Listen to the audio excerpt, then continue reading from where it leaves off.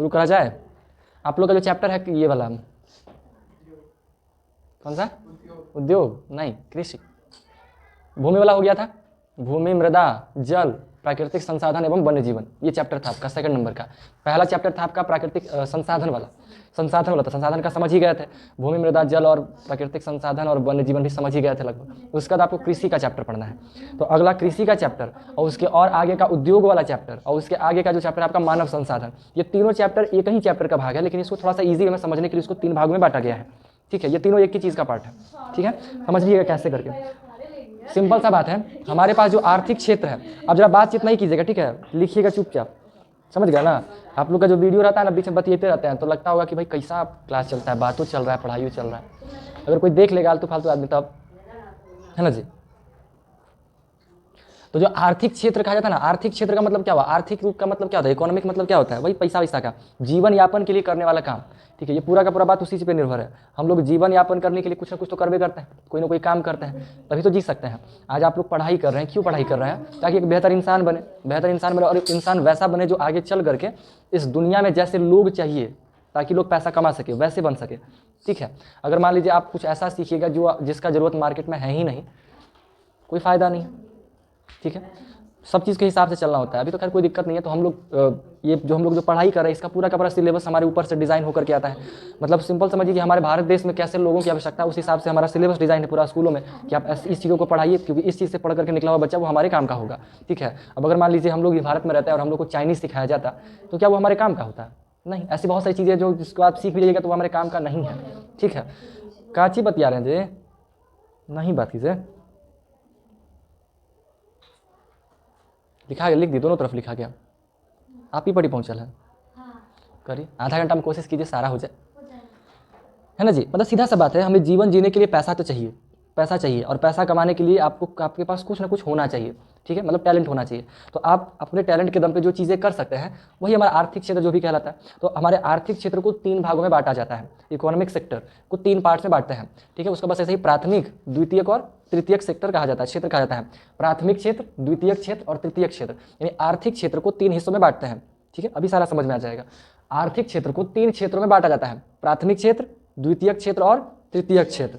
English में कहिएगा तो इसको हम लोग कहेंगे इकोनॉमिक सेक्टर, इसको कहेंगे primary sector, secondary sector and tertiary sector. Primary, secondary and tertiary. ठीक है, प्राइमरी, सेकेंडरी एंड टर्शियरी, ये 3 सेक्टरों में बांटा जाता है हमारे आर्थिक क्षेत्र को। हमारे आर्थिक क्षेत्र को कितने भाग में बांटते हैं? 3 भाग में। तीनों का नाम बताइए, है ना, इंग्लिश में। हाँ, क्षेत्र को सेक्टर बोल देंगे, है ना, और आर्थिक को इकोनॉमिक बोलते हैं, इकोनॉमिक सेक्टर। ठीक है, primary sector, secondary sector and tertiary sector, ये 3 सेक्टर में बांटा गया। प्राथमिक क्षेत्रों को 3 भाग में बांटते हैं हम लोग। ठीक है, प्राथमिक क्षेत्र मेनली कृषि आता है, कृषि और पशुपालन भी कह सकते हैं, बट मेनली जो समझिए कि जो जमीन से जुड़ा हुआ कार्य है।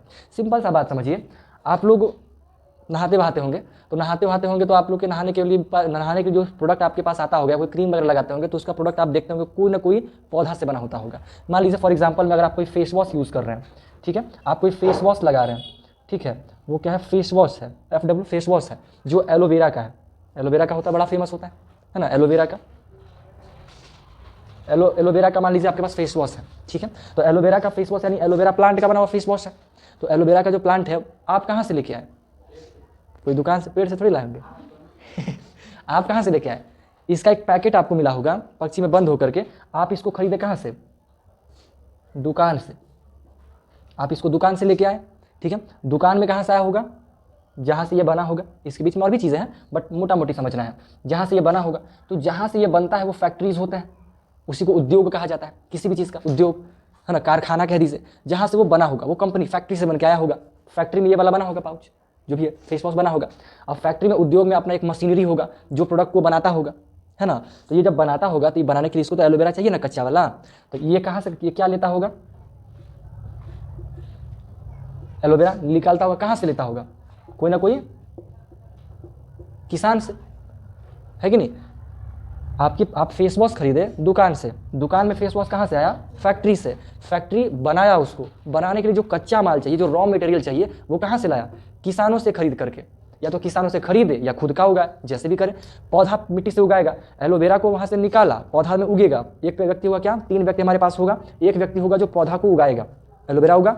अब वहाँ से उसको बेचा जाएगा, बेच करके फैक्ट्रीज वाले जो लोग होंगे, वो जो उद्योगपति कहे जाएंगे, वो लोग अपने फैक्ट्री में उसको लेके जाएगा, उसका प्रोसेसिंग करेगा, उसको धोएगा, उसको छीलेगा, उसके अंदर से जो उसका पल्प निकलेगा उसको निकालेगा, उसको प्यूरीफाई करेगा, उसको मिक्स करेगा, उसमें और भी केमिकल जो जरूरी होगा, जो प्रिजर्वेटिव्स होगा, जो उसको खराब होने से बचाएगा, उसको फेस पे लगाने के लायक बनाएगा, वो जो चीज़ जैसा भी उसका प्रोसेस है वो उसको लगा करके एक प्रोडक्ट तैयार करेगा, उस पर लेवलिंग वगैरह सारा कुछ करेगा, और करने के बाद उसको मार्केट में बेचेगा, होलसेलर के पास, रिटेलर वगैरह के पास में, सबके पास बेचेगा। ठीक है, दुकान के पास आ जाएगा। तो ये 2 काम हो गया, कस्टमर वाला दुकान से किसान से खरीदना, पहला सेक्टर। तो जो किसान से सामान खरीदा ना, वही आपका हो गया प्राथमिक सेक्टर, प्राथमिक क्षेत्र, पहला कार्य, जहां से वो क्षेत्र निकल करके आया।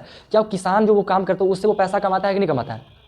बिल्कुल कमाएगा, है कि नहीं? वो फ्री में थोड़ी दे देगा, एलोवेरा उतना मेहनत से उगाता है, फ्री में दे देगा उसको? नहीं फ्री में देगा, तो वो भी पैसा कमाता है। वहाँ से पहला प्राथमिक सेक्टर से पैसा कमाई हुआ। ठीक है, अब वहाँ से उद्योगपति के पास आएगा, फैक्ट्री में जब वो बनेगा तो क्या फैक्ट्री में अपने आप बन जाएगा?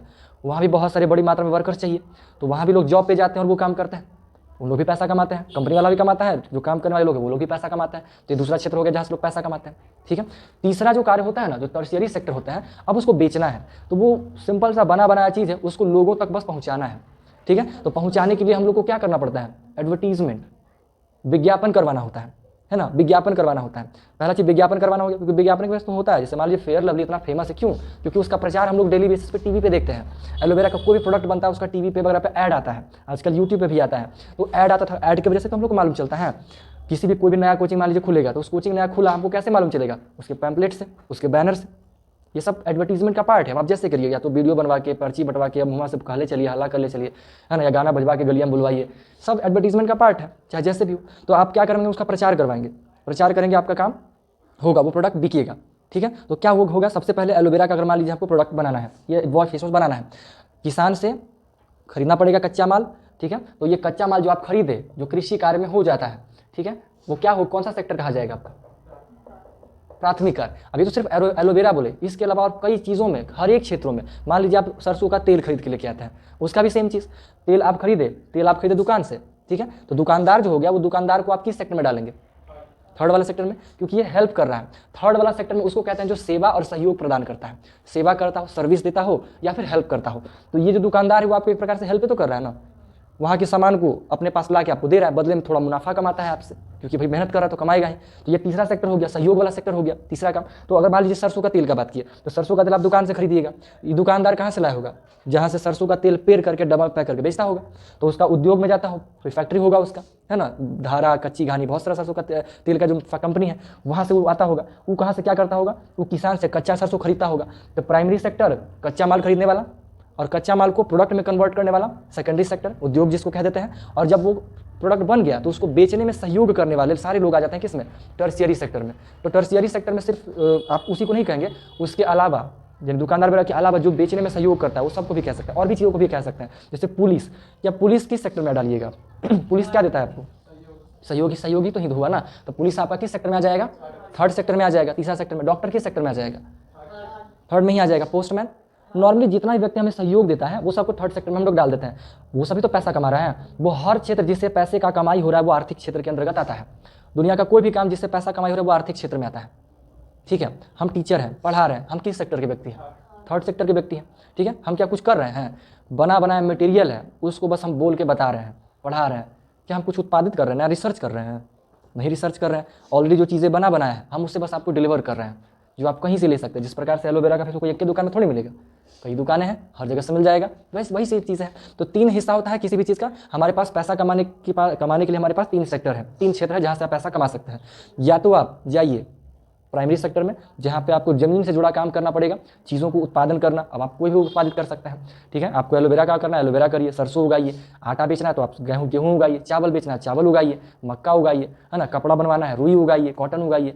लेकिन आप उगाइएगा वही ना जो आपके क्षेत्र में उगता हो।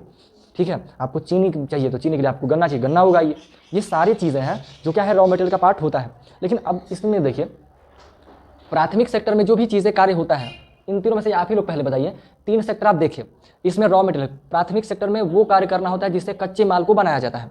ठीक है, सेकेंडरी सेक्टर में कच्चे माल को कोई प्रोडक्ट में, यानी हमारे यूज़ के लायक प्रोडक्ट में बनाया जाता है। अब जैसे फेस वॉश का ही बात किए, तो फेस वॉश का एलोवेरा आपको पकड़ा देगा तो आप फेस वॉश कर लीजिएगा? नहीं, उसको उस रूप में बनाना पड़ेगा जिस रूप में आप उसको इस्तेमाल कर सके।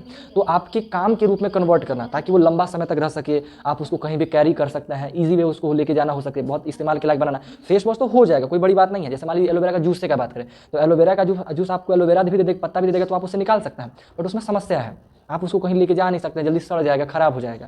लेकिन उसकी जगह आप एक डब्बा लेके आ जाइएगा, तो वो डब्बा लंबा चलता है, अच्छा करेगा, अच्छे तरीके से काम हो जाता है, तो हम लोग उसका इस्तेमाल करते हैं हर एक चीज़ का। तो वो सारा का सारा जो हेल्प करने का, वो भी एक प्रकार से सहयोग हुआ, बट उसमें थोड़ा सा वर्क फोर्स ज़्यादा होता है, तो वो हमारा हो जाता है द्वितीयक सेक्टर का बात, ठीक है। और तृतीयक सेक्टर में हमारा जो है सेवा वाला काम हो जाता है। तो आप लोग हमको बताइए कि इन तीनों में सबसे ज़्यादा पैसा किस में है? सेकेंडरी में, टर्शियरी में नहीं है। क्या करना पड़ेगा? ज़्यादा मेहनत करना पड़ेगा। अमेजोन का नाम सुना है? अमीरी के लिस्ट में कितने नंबर पे है? अमीरी के लिस्ट में कितने नंबर पे है? अमेजोन का जो मालिक है जेफ बेजोस, कितने नंबर पे है रईसी में?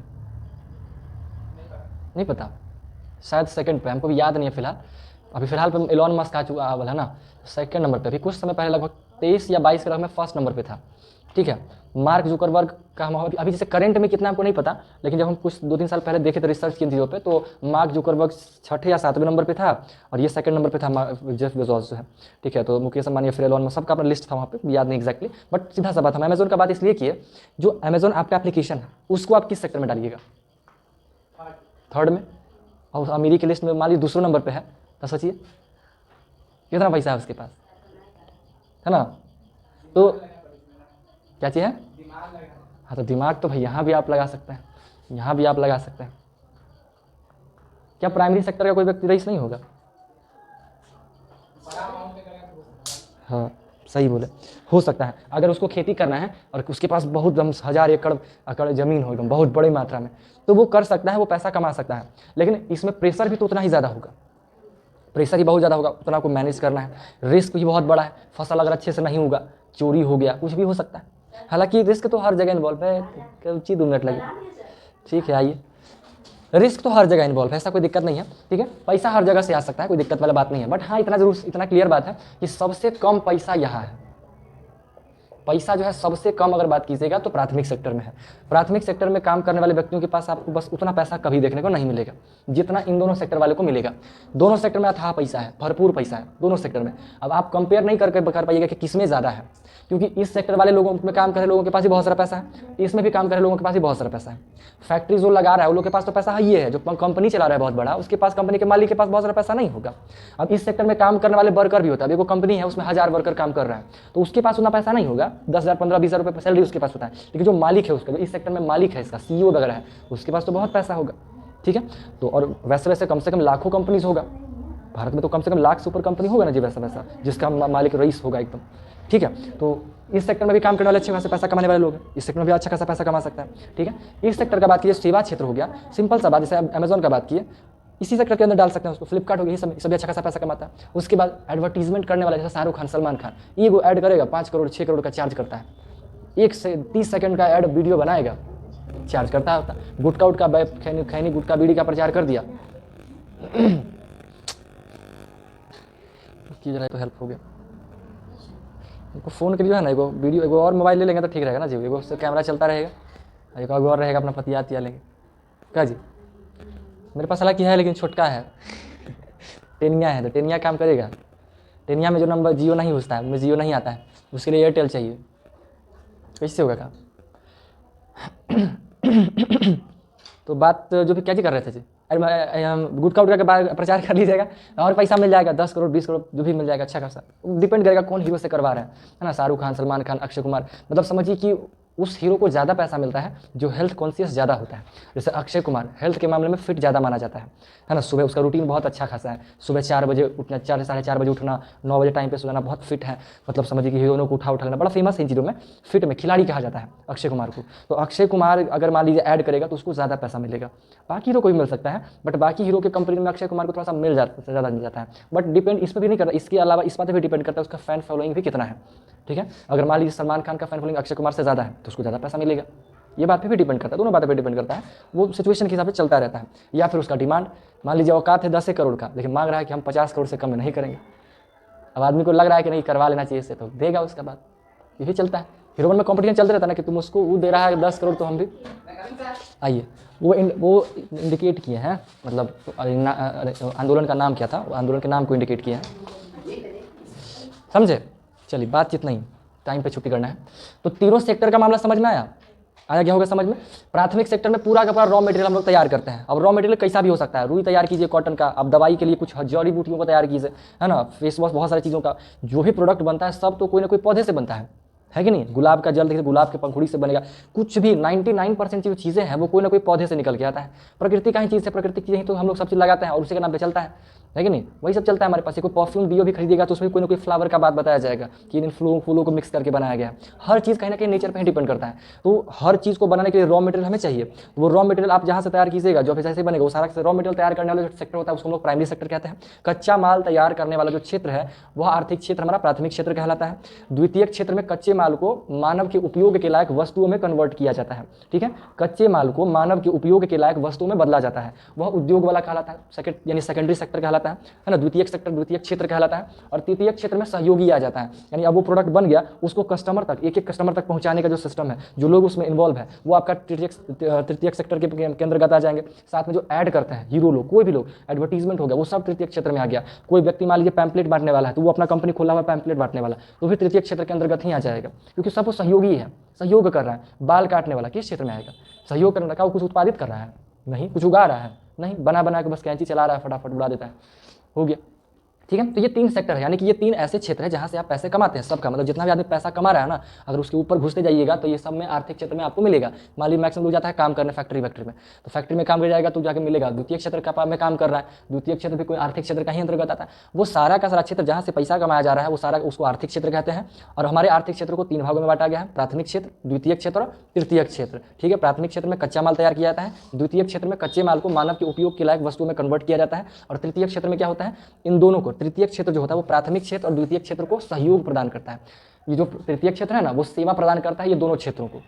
अभी जैसे प्रोडक्ट बना दिया, कंपनी वाला तो बना के बैठा हुआ है, अब वो कंपनी वाला का कोई जब तक कोई बेचेगा नहीं सामान, कैसे काम होगा। तो इस क्षेत्र के लोगों का सहयोगी कर रहा है ना, प्लस इस क्षेत्र के लोगों का भी सहयोग करेगा। अब जैसे मान लीजिए इसी का प्रोडक्ट बना, इस सामान बनाया अपना, तो सामान उगा दिया, उगाने के बाद इसको ट्रांसपोर्ट का भी तो जरूरत पड़ता होगा, एक स्थान से दूसरे स्थान तक ले जाना। कोई मान लीजिए बड़ा ट्रक रखे हुए, तो ट्रक से सामान ढुलवाएगा, तो ट्रक किस क्षेत्र में आ जाएगा, सेवा प्रदान कर रहा है। कोई व्यक्ति ट्रकों का डीलर है, ट्रक ट्रांसपोर्टेशन का काम करता है, ट्रांसपोर्टेशन का काम में कौन में आ जाएगा, तृतीय क्षेत्र में आ जाएगा, सहयोग प्रदान करता है, ठीक है। तो सिंपल तरीके से क्या दिमाग में रखिएगा कि वो सारा क्षेत्र जहां से हम लोग पैसा कमाते हैं आर्थिक क्षेत्र कहलाता है। आर्थिक क्षेत्र को 3 भाग में बांटते हैं, प्राथमिक क्षेत्र, द्वितीय क्षेत्र और तृतीय क्षेत्र। प्राथमिक क्षेत्र में कच्चा माल तैयार किया जाता है, द्वितीय क्षेत्र में कच्चे माल को मानव के उपयोग के लायक वस्तुओं में बदला जाता है, और तृतीय क्षेत्र जो है वो प्राथमिक क्षेत्र और द्वितीय क्षेत्र को सेवा या सहयोग प्रदान करता है।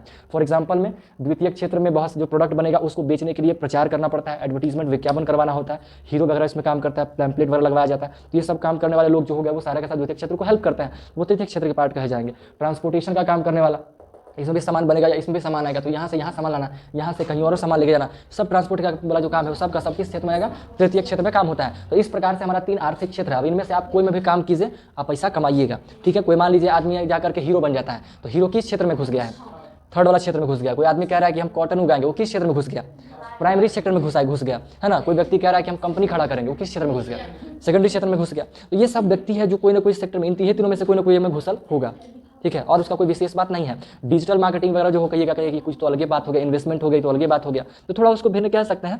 जैसे कोई मान लीजिए इन्वेस्टमेंट करके पैसा कमा रहा है, अब उसको आप किस सेक्टर में कहिएगा, तो वो भी आप डाल सकते हैं, उसको सहयोग कर रहा है। अब जैसे इन्वेस्टमेंट करेगा तो इन्वेस्टमेंट भी तो कोई ना कोई कंपनी में करेगा, और वो कंपनी या तो इसका भाग होगा या तो उसका भाग हो सकता है, या तो इसका ही भाग हो सकता है। जैसे मान लीजिए फ्लिपकार्ट हो गया, तो फ्लिपकार्ट एक कंपनी है, इसका भाग है, तीसरा का भाग है, PW है फिजिक्स वाला, इसी का भाग है कि नहीं, सेवा ही तो प्रदान करें ना लोग। तो इनमें से किन्हीं में घुस जाएगा लोग, किसी में जो भी जाए, तो इसी प्रकार से काम हो जाता है। तो ये तीनों क्षेत्र में लोग पैसा कमाता है, बात तो समझ में ही गया होगा लगभग मोटा मोटी, ठीक है। अब उसके बाद हम लोग कृषि का बात करते हैं। ये तीनों क्षेत्र हैं, इन्हीं तीनों को आप पढ़ेंगे। तो प्राथमिक क्षेत्र में कृषि आता है, तो आपका पहला चैप्टर कृषि है। दूसरा का क्षेत्र में उद्योग आता है, तो सेकंड चैप्टर जो अगला वाला चैप्टर आपका उद्योग है। और तीसरा का आपका जो हो जाता है क्या, तृतीय क्षेत्र सेवा हुआ करने वाला। तो सेवा हुआ करने के लिए मानव चाहिए ना जी, मानव ना चाहिए, तो मानव संसाधन आ जाता है। तो वो इसीलिए हम ऐसा बोले थे कि तीनों चैप्टर एक के चैप्टर का भाग है, 3 टुकड़ों में बटा गया है, बस तीनों समझिए कि इसी से संबंधित है। इन्हीं सेक्टरों को 3 भाग में पढ़ लीजिए, आपका चैप्टर खत्म है, ठीक है। अब इसी को हम लोग एक एक करके डीप में थोड़ा सा घुसेंगे, थोड़ा फैक्चुअल चीज़ें का जानकारी करेंगे। बैटरी मेरा 5% पे आ गया है। हम जिस मंदिर में रह रहे हैं ना, बसंत पंचमी के दिन उससे पूजा हुआ था, तो पूजा में अगरबत्ती लेके बैठना चाहिए था, सब पावर लेके बैठा था मच्छरवा वाला, सब मछड़ा वाला अगरबत्तियाँ लेके बैठा था। अरे बगल में रखा हुआ था, वो था जलाने के लिए आदमी लोग के लिए। अब सब वही लेके चल गया। अब कह रहा है एगो में उनमें से कोई समझदार निकला एक आगो, और तो लोग को तो एक्चुअली कुछ समझ में आता है, लोग तो जला के पूरा ओम भूर्भुवः स्वः कर देते, उसमें कुछ है नहीं। एगो पुरुष समझ गया कि लगता है गड़बड़ है यहाँ पे, तो वो आया पूछने के लिए, क्या पंडित जी देखिए इसको, ये पावर वाला है क्या? हमको भी लगा, हम भी डाउट में थे कि पावर वाला है कि क्या, पूजा में ले लिया लोग, तो हमको लगा कि पता नहीं, क्योंकि हम नहीं खरीद के लाए थे वो, ठीक है, एक व्यक्ति और लाए थे दूसरा वहाँ साथ में जो रहता है, हमको नहीं मालूम था कि पावर वाला है वहाँ पे। तो हम उसको खोल के सुन के देखे थे, तो पावर जैसा लग रहा है। फिर सारा वापस लाया गया, फिर हम उसको निकाल करके दिया अच्छा वाला अगरबत्ती। तो ऐसा भी खेला हो जाता है ना जी। तो प्राथमिक क्षेत्र को आज पढ़ेंगे, द्वितीय क्षेत्र को कल पढ़ेंगे, यानी उद्योग को कल पढ़ेंगे, और मानव संसाधन को परसों पढ़ेंगे। और इस तरह से आपका भी ज्योग्राफी हो जाएगा खत्म, है ना। है ना। और उसके बाद हम लोग पॉलिटी की दुनिया में चलेंगे। ये लोग तो घुसल है, आप लोग को भी घुसना पड़ेगा, और फिर उसके बाद उसमें भी थोड़ा सा लगाया जाएगा। फिर इतिहास की दुनिया में चलेंगे, और इतिहास को थोड़ा सा मजेदार तरीके से पढ़ के उसको भी समापन करेंगे। फिर बचे हुए समय में हिंदी ग्रामर, इंग्लिश ग्रामर को भी पढ़ा जाएगा। हाँ तो अभी बताया ना सब। अरे होगा ना जी, सारा हो जाएगा। हमको कहिए ना, एक दिन में हम ज्योग्राफी खत्म कर सकते हैं, नहीं हो जाएगी खत्म, इतने पर खत्म हो गया ना बात। उद्योग समझिएगा। उद्योग नहीं समझाया, खत्म चैप्टर। इसमें आदमी लोग रहेगा, आदमी कहीं से भी उठा लीजिए, मानव संसाधन पहले भी पढ़ चुके हैं। चैप्टर हो गया खत्म। बाकी 2-4 को पॉइंट ना समझ आएगा तो उसको पेजा पलट के हो गया खत्म। करना कोई चीज़, अब पेज बात लेना है, अब पढ़ के सुना देना, हो गया खत्म चैप्टर।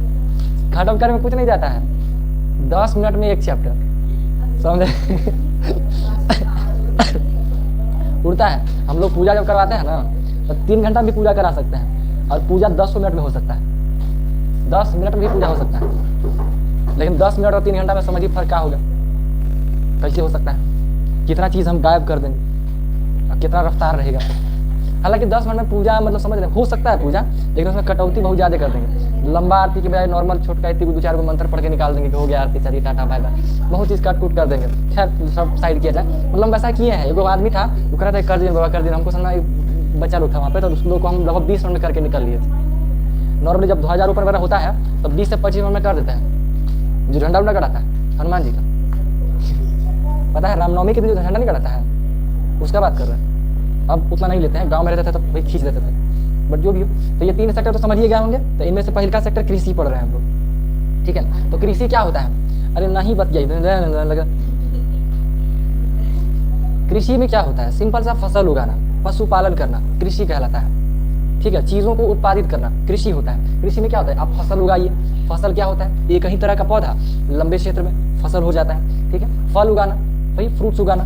ये लड़की बट ये वो पेज अभी तक नहीं लिखाया है। अच्छा ऐसा हो चुका है, हमको लगा ना कि एक पेज अभी तक लटकल है, बोले वाला थे कुछ लेकिन दिख गया हमको। हमको वही लगा कि भाई एक पेज मैंने नहीं लिखाया अभी तक। तो कृषि में क्या होता है जी, फसल उगाइए, या तो फल उगाइए, सब्जी उगाइए, फूल उगाइए, या पशुपालन कीजिए। वो सारा का सब, यानी कि जो भी कच्चा चीज़ उगाने वाला चीज़ है, अब उनमें सब क्या कहलाएगा, सब कृषि का कार्य कहलाता है, ठीक है। सेब अगर आप खरीदते होंगे तो वो सभी कोई ना कोई उगाता होगा। लोगों का अपना अपना क्षेत्र होता है, जो सेब संतरा जो भी आप देखते हैं मार्केट में, सब कोई ना कोई उगाता होगा बड़े स्तर पर, उसका भी अपना किसान होगा। तो सारा का सारा काम कृषि के अंतर्गत आता है। अब एक शब्द है इंग्लिश में एग्रीकल्चर, तो लैटिन में इसका उत्पत्ति को थोड़ा सा बताया गया था। ये 2 शब्दों से मिलकर बना हुआ है, एक एग्री और एक कल्चर। एग्री एगर को भी उस चीज़ को कहा जाता है, एग्री और एक कल्चर, एग्री और कल्चर। तो एग्री का मतलब मिट्टी होता है, मृदा, एग्री का मतलब लैटिन में, और कल्चर का मतलब होता है कृषि करना, ठीक है। तो उसको बोल दिया मिट्टी में खेती करना, एग्रीकल्चर, मिट्टी का खेती करना। हालांकि झूठ नौटंकी हर चैप्टर में घुसल रहता है, कुछ होता नहीं है, कहीं आता है कुछ वो करता है कोई, लैटिन वर्ड झूठ घुसा देता है, सब नहीं घुसल रहता है। तो कोई फायदा याद रहता है, याद रहता है नहीं, क्वेश्चन एग्जाम पूछता है नहीं, तो झूठ ही को कहा नहीं घुसल रहता है कि उसका उत्पत्ति निम्न से हुआ है। इस शब्दवा का उत्पत्ति का क्या मतलब, जान के क्या कर लिया हमने, आइए। लेकिन अब फिर पढ़ना है तो भी पढ़ना ही पड़ेगा, कोई ऑप्शन तो है नहीं हमारे पास।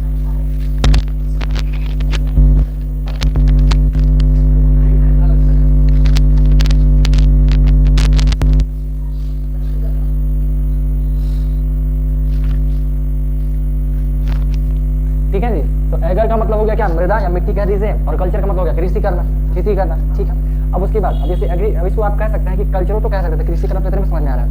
लेकिन एग्रीकल्चर एग्री को अगर हम गायब कर दे, सिर्फ कल्चर बोले तो क्या काम नहीं हो जाएगा हमारा? हो जाएगा, लेकिन पूरा तरह से नहीं। मिट्टी में कृषि करना बात अलग है, ठीक है। अब आप कह सकते हैं कि मिट्टी में तो कृषि होता है, कृषि और कहीं और होता है।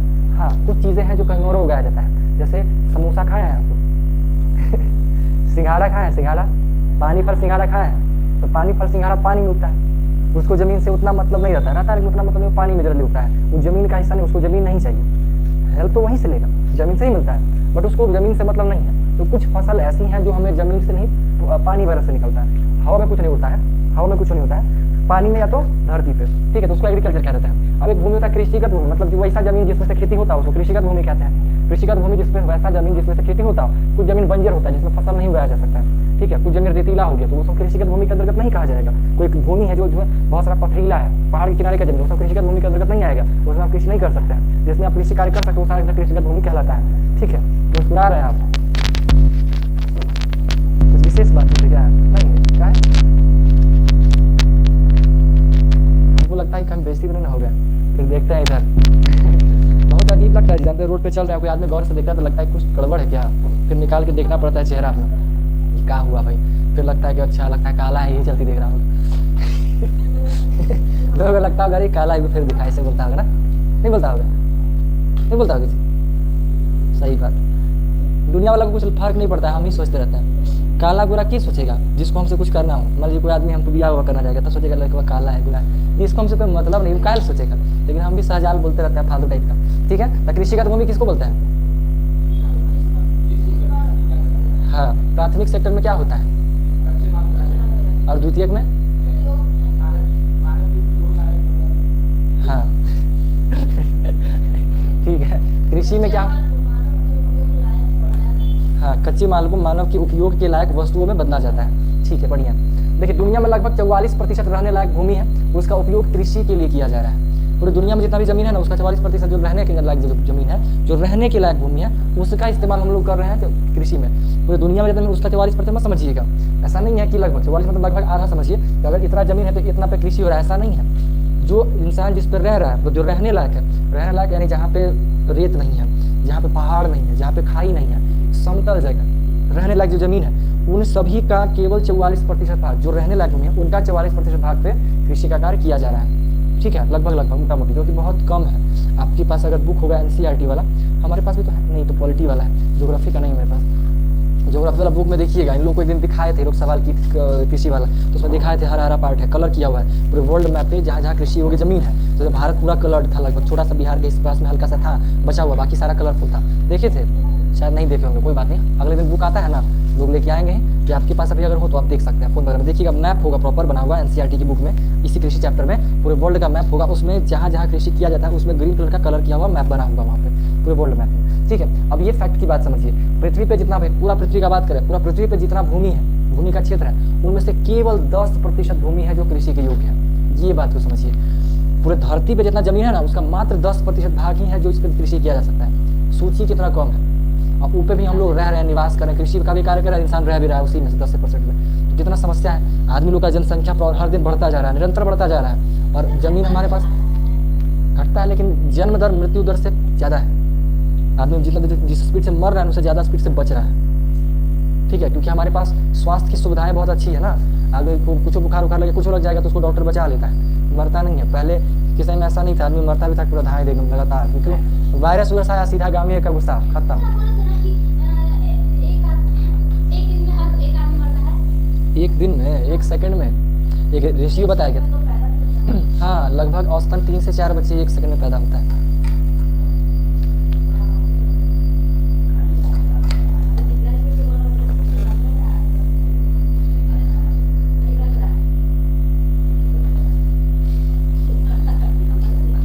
चलिए समझे, तो पूरे जमीन का, पूरे पृथ्वी के भूभाग का केवल 10% भूमि ही रहने कृषि के योग्य है, ठीक है, खेती करते हैं उस पर, उसी को मैप में दिखाया गया है, ठीक है। अब एग्रीकल्चर के कुछ भाग हैं, 4-5 क्षेत्रों में बांटा गया है एग्रीकल्चर को, ठीक है। तो एग्रीकल्चर नहीं, उसी तरह की चीज़ों, जैसे कि मान लीजिए एग्रीकल्चर, ये जो आपका कृषि कार्य है, खेती यानी प्राथमिक सेक्टर में जो चीज़ें उगाई जाती है, जैसे कि मान लीजिए रेशम का उत्पादन है, मछली उत्पादन हो गया, अंगूर का खेती हो गया, वाणिज्य वो वाला चीज़ें हो गया, इन सभी को एक अलग अलग कल्चरों में एक अलग अलग कृषि का नाम दिया गया है, उसी का बात है। अगर आप खेती बाड़ी करते हैं मतलब फसल उगाते हैं, फल उगाते हैं, सब्जी फूल है ना, पशु वगैरह पालन करते हैं, पशुपालन में क्या भेड़ पालिए, बकरी पालिए, जो जिसका ट्रांसपोर्ट होता है, एक्सपोर्ट वगैरह होता है, आप मुर्गा पालिए, ये सब चीज़ जो चीज़ें, ये सारा का सारा पशुधन पालन के अंतर्गत आ जाता है। तो ये सब जो आप काम कीजिएगा वो सारा का सारा कृषि कहलाता है, बड़े स्तर पर कृषि कहलाएगा। तो ये कृषि कार्य को हम लोग एग्रीकल्चर कहते हैं। ठीक वैसे ही अगर आप सिर्फ रेशम का उत्पादन कीजिएगा, रेशम के कीड़े जानते ही हैं, शहतूत की पत्तियों पे पाया जाता है, पशुतूत पत्तियाँ, उसका उत्पादन वीडियो वगैरह देखते ही होंगे, या तो सिंपल सा बात है, देखें कि नहीं देखें। शहतूत का फल नाम जो सुने हैं, शहतूत फल देखा कि नहीं देखा, ठीक है, फ़ोन पे देखिएगा। कटहल देखें ना, कटहल के जैसा ही इतनी को फ्रूट होता है, उसको तूत बोलते हैं, शहतूत बोलते हैं। ठीक है, उसका जब कच्चा होगा तो हरा होता है, थोड़ा पकेगा तो रेड कलर का हो जाएगा, लाल लाल, और पक जाएगा तो जामुन की तरह एकदम काला हो जाएगा। शहतूत होता है, खाने में बड़ा टेस्टी लगता है। सब पहले कहता है कि भूत रहता है, इतनी फरता है एकदम। ठीक है, और एकदम देखिएगा बिल्कुल कटहल के जैसा। इधर नहीं है आसपास पे, क्या चीज बड़ा नहीं होता है, उसका साइज उतने हैं, लेकिन आप उसमें कुछ चेंजेस ला दीजिएगा, उसका जीन वगैरह को चेंज कर दीजिएगा तो साइज बढ़ सकता है, बाकी वो बढ़ता नहीं। हाँ, तो हल्का फुल्का चेंज उसमें आ सकता है, बट रहता उतने हैं, उसका मेन आकार साइज उतना ही है उस फ्रूट का। ठीक है, तो उसका जो पत्तियाँ होता है उसी के पत्तियाँ को खाता है रेशम का कीड़ा। ठीक है, तो उसके पत्तियों को लाता है और ला करके बिछाएगा, सिर्फ इतना दूर है, रेता में क्या करेगा, पत्ती में ला के बिछा देगा।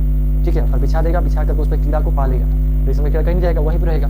अब उस पर वो क्या करता है, रेशम का जो कीड़ा रहता है सब एक समय पे जाके बच्चा पैदा करता है, करेगा, सबका सिस्टम प्रकृति का नेचर का रूल है। तो वो क्या करता है ना, जब अंडा देता है तो अपने अंडा को बचाने के लिए एक कवर बनाता है। जैसे पक्षी लोग अंडे देने के लिए घोंसला बनाती है, ठीक वैसे ही रेशम का कीड़ा जब बच्चा पैदा करता है तो अपने अंडे को बचाने के लिए, अपने बच्चे को बचाने के लिए क्या करती है, बाहर से अपने लार्वा टाइप का गोल गोल पूरा चारों साइड से जो है ना वो कवर बनाई, गोल टाइप का, ऐसे ऐसे करके बहुत सारा पूरा एकदम गोल टाइप का जो है ना कवर बना देती है, और उसके अंदर बच्चा सेफली रहता है, अंदर सुरक्षित उसका अंडा रहता है। ठीक है, बड़ा बना देगा, फिर ये सूख के हार्ड हो जाता है, कड़ा हो जाता है, कुछ दिन के जो भी 2 दिन 3 दिन में पूरा कड़ा हो जाता है और ऐसा पूरा बिखरल रहेगा। तो आदमी लोग क्या करेगा, कुछ बिखेर के ही बनाता है, कुछ टोकरी में भी उगाता है, 1 टोकरी 2 टोकरी, बहुत सारी टोकरी में भी कुछ उगाता है, कुछ सिस्टम में बनाता है जो खड़े हो जाता है। अपना जैसे भी सुविधा के हिसाब से लोग करें, जरूर जगह के हिसाब से। मान लीजिए किसी के पास लंबा जमीन नहीं है तो अपना सीढ़ी नुमा टाइप का स्ट्रक्चर बना के खड़ा उगवाता है, जैसा जिसके पास जमीन हो वैसे हिसाब से काम करता है, कैसे भी उगा सकता है। तो रेशम कीड़ा क्या करता है, अंडा देता है, बच्चा पैदा करेगा, और ऊपर से उसकी लार्वा टाइप का वही रेशम होता है, यही रेशम होता है जो चारों तरफ उसको घेर लेता है। ठीक है, अब आदमी लोग क्या करेगा ना, इसको चुन लेगा और चुन करके इसको ले जाएगा और खोलता हुआ गर्म पानी में डाल देता है। क्यों डालता है गर्म पानी से, 2 चीज़ें, इसके अंदर के बच्चे को मार देता है खौला करके, गर्म पानी में डालेगा, ये पहले कड़ा था ढीला हो जाता है, ढीला हो जाएगा, फिर उसके अंदर से इसका जो रेशम का जो धागा हो गया उसको खींच के निकाल लेता है, बाहर कर देता है, उसको लपेट लेता है, उसका इस्तेमाल करता है फिर। ठीक है, मार, अब आप कह सकते हैं कि बच्चा को निकाल के तो ये चीज़ कर सकता है ना, नहीं कर सकता है। बचवा जब निकलेगा ना तो उसको काट देगा, भगवा के काट देगा, बर्बाद कर देगा, समझे। बचवा अगर निकलेगा तो काटिए के निकलेगा ना, सब है कि बच्चे अंदर रह जाएगा। अब वो तो समझदार तो है नहीं कि आदमी अगर मान लीजिए आप कि हम छेद बना दे तो निकल जाए, बड़ी मेहनत है उसमें, एक को आपको पकड़ना पड़ेगा, आप सावधानी से उंगली में छेद करिएगा, अब उसके लिए सब पे नजर रखना पड़ेगा, क्या गारंटी है कि वहीं से निकलेगा, काटिए निकलेगा, बहुत ताम झाम। बचा सकते हैं, ऐसा कोई दिक्कत नहीं, बट मेहनत ज़्यादा है। तो इंसान उतना मेहनत कौन सी करेगा, नहीं करेगा, तो सीधा चुनता है, खोलता हुआ मारता है, उसको मारता है, उसमें से धागों को निकाल लेता है, और इस प्रकार से रेशम का उत्पादन चलता है। तो उस प्रकार के जब आप खेती कीजिएगा ना तो उसको हम लोग सेरीकल्चर कहते हैं, यानी कि रेशम का उत्पादन, रेशम का जो कपड़ा बनता है, रेशम के उत्पादन को हम लोग सेरीकल्चर बोलते हैं। सेरीकल्चर, रेशम के उत्पादन। ठीक है, सेरीकल्चर। कोई आदमी कहता है कि आप करते क्या है, तो हम सेरीकल्चर का कार्य करते हैं, मतलब सीधा सा बात है, रेशम का बात कर रहे हैं, रेशम उत्पादन की बात करता है। बाकी मत्स्य पालन बताने की जरूरत नहीं, तालाब खुदाई वदाई करेगा, उसमें मछली पालेगा, है ना, मछली का उत्पादन करेगा, उसको हम लोग पीसी कल्चर बोलते हैं। मछलियों का उत्पादन मत्स्य कहलाएगा, क्या पीसी कल्चर कहलाएगा। नहीं बात कीजिए, बीच में बार बार बोलनी पड़ता है। अंगूर का कोई खेती करता है तो अंगूर का खेती में क्या हो जाएगा, बीटी कल्चर। अंगूर का ये किशमिश का ये जो बनाता है उसको हम लोग पीसी कल्चर कहते हैं, बीटी कल्चर कहते हैं। अंगूर में तो इसी का बनता है। अरे काहे माथा गर्म कई है सब, समझ में नहीं आता है, मतलब कभी भी कुछ फोन कर दे रहा है। ठीक है जी, तो अंगूर का खेती करिएगा तो क्या कहलाएगा, बीटी कल्चर कहलाएगा।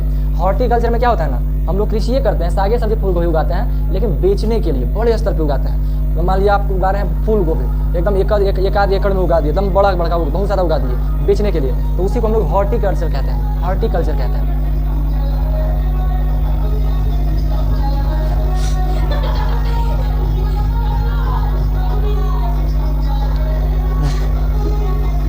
हम लोग रात में नाचते थे ऐसे ही, मूर्ति विसर्जन करने जाते थे ना, तो ऐसे खूब नाचते थे।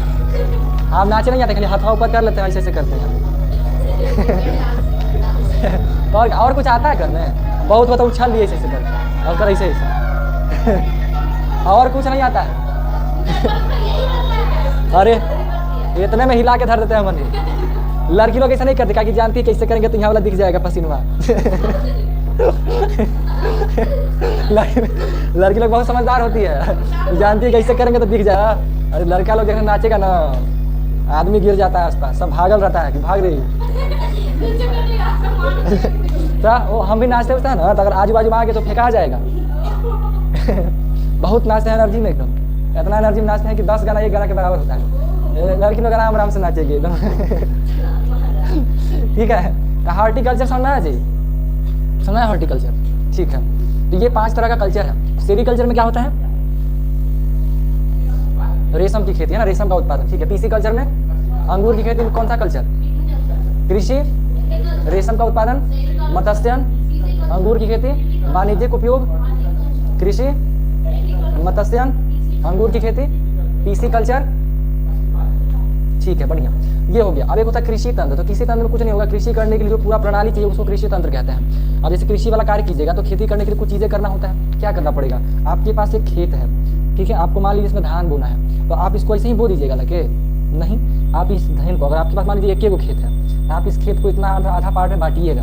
बांटने के बाद इसको आप कोड़िएगा। पहले तो पूरा को आप कोड़ाई कीजिएगा, कोड़िएगा पूरा ट्रैक्टर से या खुद से, जैसे भी आप कर सकते हैं। पूरा मिट्टी को कोड़ दीजिएगा ताकि इसमें बीज बोया जा सके। उसके बाद इतना को पकड़िएगा, पहले इतना को पकड़िएगा, इतना को कोड़ करके पानी वानी बोहिया कि इसमें आप क्या कीजिएगा, बीज को बो दीजिएगा। बीज इसमें आएगा तब तक कुछ छोटा छोटा पौधा उगेगा धान का, तब तक आप इसको तैयार कीजिएगा। इसको तैयार करने में क्या, आप इसका जुताई करिएगा, जुताई हो जाएगा। जुताई करने के बाद इसमें अगर कुछ गंदगी उंदगी है तो आप उसको अलग निकालिएगा, छटाई उटाई कर दीजिएगा। नहीं भी तो मेन तौर पर कोड़ाई उड़ाई कर दिए, पानी वानी डाल दीजिए। डालने के बाद आप क्या कीजिएगा, इसमें से फसल को उखाड़ के अब पूरा में आप क्या कीजिएगा, फसल को बो दीजिएगा। उसको हम लोग बुआई कहते हैं। पहले आप क्या किए, जुताई, दूसरा में आप क्या किए, बुआई, फसल को बो दिए। अब फसल बुआ गया, अब उसको बड़ा करना है। तो बड़ा करने के दौरान आप उसको समय समय पे सिंचाई भी करना है, जरूरत पड़े तो कुछ केमिकल्स का भी इस्तेमाल करना है। तो मेन तौर पे सिंचाई। तो तीसरा नंबर पे आपको सिंचाई का काम करना है। सिंचाई का काम हो रहा है तो साथ साथ में आपको निराई भी करना पड़ेगा। उसमें अनचाहे घास फूस उग जाता है ना, पौधा लगाया कुछ का, उग रहा है कुछ और, तो पोषक तत्वों को खींच लेगा, पौधा को ठीक से उगने नहीं देगा। तो हम लोग को घूस की जरूरत है, उसको निकालना होता है, उखाड़ना होता है, ताकि हमारा फसल अच्छा तैयार हो। ठीक है, तो उसमें से उसको हम लोग निराई कह देते हैं, यानी अनचाहे पौधे को उखाड़ के हटाना निराई कहलाता है। वो चीज़ हो गया। उसके बाद जब फसल आपका बड़ा होकर तैयार हो जाएगा तो आप उसको क्या करिएगा, काट लीजिएगा, कटाई करिएगा, फिर उसमें से फसल को अलग कीजिएगा और उसको अपने स्टोर में भंडारण कर लीजिएगा, भंडारित कर लीजिएगा, उसको रख लीजिएगा, फिर इस्तेमाल करिएगा अपनी जरूरत के हिसाब से। इनमें और हो सकता है कि आप उसको साफ कर रहे हैं, कचरा उचरा चुन रहे हैं, वो सब घुसा सकते हैं, बट मोटा मोटी इतने 4-5 को काम करते हैं। जुताई का काम किए, बुआई किए, बुआई के बाद सिंचाई किए, सिंचाई के बाद उसको बड़ा हुआ निराई भी करते रहे समय समय पे, फिर उसको कटाई कर ली, फिर अपना काम किए। तो ये सारा का सारा सिस्टम जो है ना एक प्रकार से कृषि तंत्र कहलाता है। इसके साथ कृषि करने के जो उपयोगी वस्तु हो गई, अब आपको इसका जुताई करना है तो जुताई आप हाथों से कर सकते हैं, नहीं तो ट्रैक्टर ले आइए, बैल ले आइए, वो मशीन कृषि तंत्र का पार्ट कहलाएगा। आपको बुआई करना है तो उसमें इंसान चाहिए, मशीन से ही बुआई हो जाता है ना, बोने के लिए मशीन भी आता है, वो भी आप कर सकते हैं। तो उसके लिए भी जो भी चीज़ जैसा भी इस्तेमाल कीजिए। सिंचाई के लिए तो भैया आप हाथ मशीनें का इस्तेमाल करिएगा, फिर मोटर वोटर का इस्तेमाल करिएगा। निराई के लिए आपको खुद जाना पड़ेगा, क्योंकि निराई में अगर आप खुद जाइएगा, मशीना भेज दीजिएगा तो उसको क्या पता है कौन चीज़ उखाड़ना, कौन चीज़ उखाड़ना, सब उखाड़ के चलाएगा। हर फायदा कुछ होगा, तो उसमें आदमी जाता है थोड़ा सा काम करता है। तो कटाई वाला काम है, कटाई में मशीनों काम करता है, हार्वेस्टर पर आता है, उसको काट के आराम से अपना काम कर लेता है। ठीक है, तो ये सिस्टम पूरा का पूरा जो है कृषि तंत्र कहलाता है। ठीक है, अब इसके बाद आगे बढ़िएगा कृषि के बारे में। तो कृषि हमारे पास 2 तरह का होता है। कृषि हमारे पास 2 तरह का होता है, एक को कहते हैं निर्वाह कृषि और एक होता है अपना वाणिज्यिक कृषि। निर्वाह कृषि और वाणिज्यिक कृषि। तो निर्वाह का मतलब क्या होता है, जीवन चलाना किसी तरीके से, उसको निर्वाह कहलाता है। कहीं पढ़े होंगे कि जीवन निर्वाह के लिए तो कुछ ना कुछ करना पड़ेगा, ऐसा ऐसा कोई ना कोई सुने होंगे। तो निर्वाह मतलब जीवन को चलाना, व्यतीत करना, जो भी चलना। ठीक है, तो निर्वाह मतलब क्या होता है, चलाना। तो निर्वाह कृषि में क्या होता है, जीवन, परिवार के मतलब निर्वाह। जैसे मान लीजिए परिवार चलाने के लिए जो कृषि किया जाता है उसको निर्वाह कृषि कहते हैं। आपके पास मान लीजिए आप कोई काम वाम नहीं करते, आप ग्रामीण क्षेत्र में रहते हैं, ठीक है, आप गाँव वाला क्षेत्र में रहते हैं, आपके पास इतने खेत हैं, तो आप इतना में घर बनाए हुए हैं और इतना में आप क्या करते हैं, यहाँ आप गौशाला बनाए हुए हैं, कुछ जानवरों को पालते हैं, इतना में आप फसल उगाते हैं और यही में जो उगता है उतने आप खा पी के जीवन यापन करते हैं। तो ये जो कृषि कहलाया ना वो निर्वाह कृषि हो गया। आपके पास जो थोड़े संसाधन है भूमि का, उतने में ही आप अपना काम कर रहे हैं और अपना जीवन को निर्वाह कर रहे हैं, तो वो निर्वाह कृषि कहलाता है। ये तो कृषि कहलाया ना, ये निर्वाह कृषि कहलाता है। ठीक है, अगला होता है वाणिज्यिक कृषि। तो वाणिज्यिक कृषि में क्या होता है, आपके पास जमीन बहुत सारा है, आप उसमें जो पौध फसल उगाते हैं उसको आप बेचते हैं, तो वो आपका वाणिज्यिक कृषि कहलाएगा, व्यापार वाला कृषि, बिजनेस वाला कृषि कहलाएगा। ठीक है, वाणिज्यिक कृषि यानी कि फसल उत्पादन करते हैं, पशुपालन भी करते हैं, पशुचारण वगैरह भी करते हैं, उसके बाद उसको क्या करते हैं, बाजार में बेच करके मुनाफा कमाते हैं, मुनाफा कमाने के लिए करते हैं। यानी कि वाणिज्यिक कृषि किया जाता है पैसा कमाने के लिए, निर्वाह कृषि किया जाता है परिवार चलाने के लिए। करता कौन है व्यक्ति, अपने जरूरत के हिसाब से, जिसके पास जो जितना है उस हिसाब से करता है। ठीक है, कुछ व्यक्ति ऐसे भी होते हैं जिनके पास वाणिज्यिक कृषि करने का, लेकिन जमीन बहुत सारा है फिर भी वो अपना काम करता है। जैसे मान लीजिए कि कोई व्यक्ति है, जैसे व्यापार के लिए काम करता है, तो व्यापार के लिए लोग उतना अच्छा थोड़े सोचेगा। जैसे आप हम सभी को पता है कि पेस्टिसाइड्स, खाद, ये सब का इस्तेमाल कर वाला जो फसल हमारे पास आता है वो अच्छा नहीं है सेहत के लिए, ये बात किसान भी जानता है ना। तो वो क्या करता है, जिसके पास बहुत सारा जमीन है, वो अपने लिए वो अलग खेत स्पेशल रखता है, इसमें जो फसल उगाएगा वो बेचेगा नहीं, और इसमें पूर्ण रूप से वो जैविक कृषि करेगा। जैविक कृषि लिखा हुआ था एक पॉइंट कृषि में, जो पूर्ण रूप से प्राकृतिक रूप से खेती किया जाता है, इसमें कोई केमिकल्स का इस्तेमाल नहीं होता है। ठीक है, खाद की जगह आप गोबर वगैरह का इस्तेमाल करिए, नेचुरल चीज़ों का इस्तेमाल करिए, पौधा का सड़ा गला का इस्तेमाल करिए, केचुआ वेचुआ का इस्तेमाल होता है, सब कुछ मतलब पूर्ण रूप से समझिए कि प्राकृतिक रूप से पौधे वौधे को उगाना जैविक कृषि होता है। तो वो व्यक्ति क्या करेगा ना, इसमें से जैविक कृषि करेगा और अपने परिवार के भरण पोषण के लिए इसमें से इस खेत में से पौधा उगाता है, फसल उगाता है, और बेचने के लिए इसके पास बहुत सारा जमीन है, इसमें से जो उगाता है वो सब बेचने का काम करता है, ई जो में से जो उगाता है वो खाने के लिए काम करता है। तो दोनों काम कर रहा है, निर्वाह कृषि भी कर रहा है और वाणिज्यिक कृषि भी कर रहा है ना। तो इसका हम ये इसलिए बताया क्योंकि ये जरूरी नहीं है कि निर्वाह कृषि केवल गरीबे आदमी करेगा, ये भी कर सकता है ना।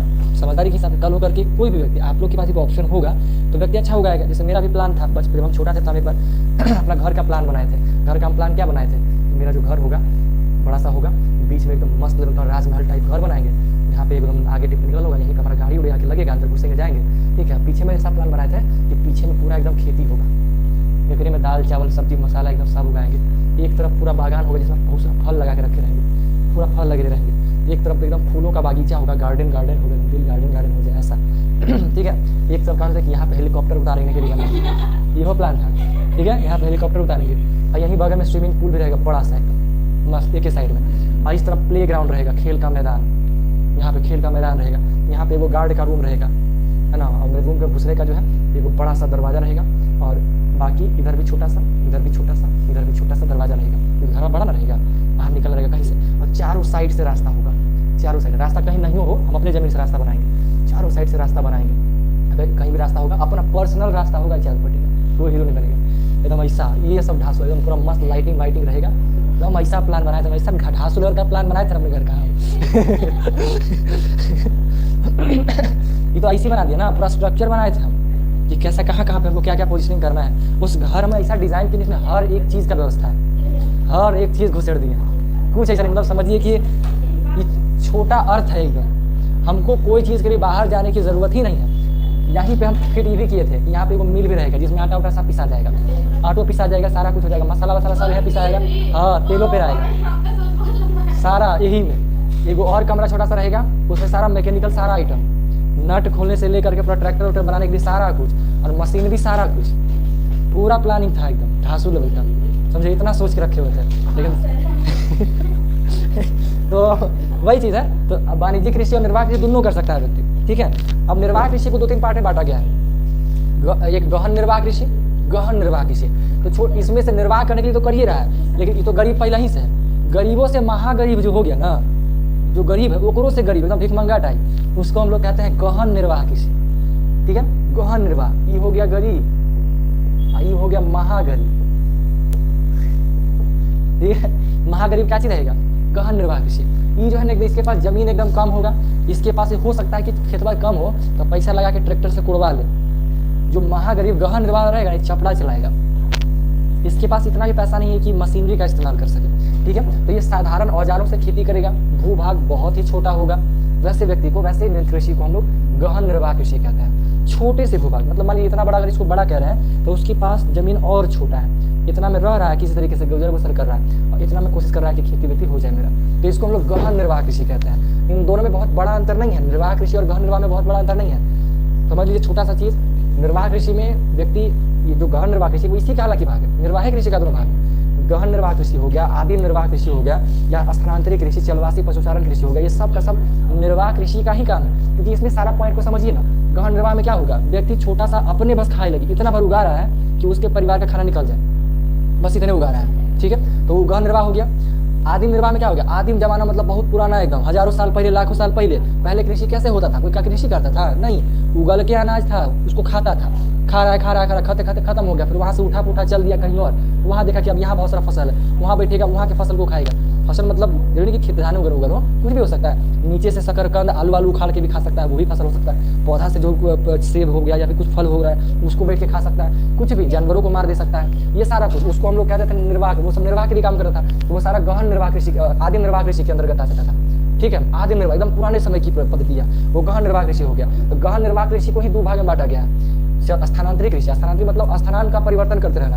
यहाँ का फसल खा लिया, खत्म हो गया, दूसरा फसल दूसरा जगह गया, वहाँ का फसल सारा खा लिया, फिर तीसरा जगह गया, फिर वहाँ का फसल सारा खा लिया, वहाँ फिर गया। इस प्रकार को स्थानांतरित कृषि कहता है। चलवासी पशुचारण में क्या हो गया, सेम वही चीज हुआ, चलते रह रहा है एक स्थान से दूसरे स्थान में। ये कर्तन एवं दहन याद है ना, कर्तन दहन। तो स्थानांतरित कृषि में कर्तन और दहन आ जाता है। कर्तन दहन याद है ना, जंगल है, जंगल के पेड़वा को काटेगा, सूखेगा पौधा, उसको जलाएगा, उसके राख को मिट्टी में मिला देगा, फिर वहाँ खेती करेगा। उससे जो पौधा उगेगा खाते रहेगा, 2 साल 3 साल 4 साल 5 साल के बाद उसका जो उर्वरता है वो कम जाता है, फिर उसमें फसल नहीं हो पाता है अच्छे तरीके से, फिर उसको क्या करेगा, छोड़ देगा किसान, आदमी उस जमीन को छोड़ देगा, फिर दूसरा जगह जाएगा, फिर पौधा काटेगा, अब वहाँ वही सेम प्रोसेस को अपनाएगा।